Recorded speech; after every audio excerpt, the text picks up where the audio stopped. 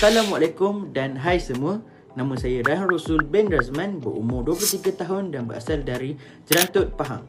Pada masa ini, saya merupakan pelajar Universiti Malaysia Kelantan UMK dalam bidang komunikasi visual atau lebih dikenali sebagai graphic design.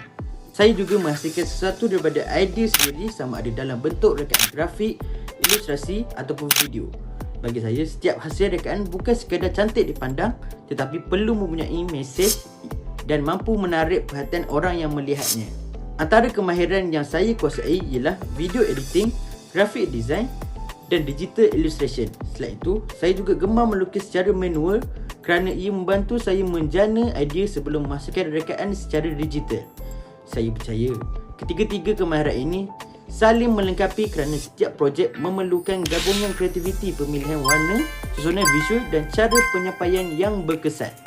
Dari segi penggunaan software, saya biasa menggunakan Adobe Photoshop, Illustrator, Premiere Pro, After Effects, Animate, CapCut dan juga Blender untuk menghasilkan pelbagai jenis projek kreatif. Selain itu, saya boleh berkomunikasi dalam bahasa Melayu dan Inggeris.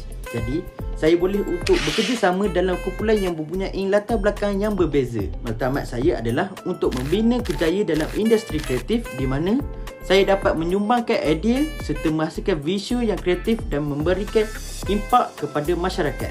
Itu sahaja sedikit sebanyak tentang diri saya. Terima kasih kerana sudi mendengar dan saya berharap dapat berkongsi lebih banyak hasil karya serta pengalaman. Terima kasih.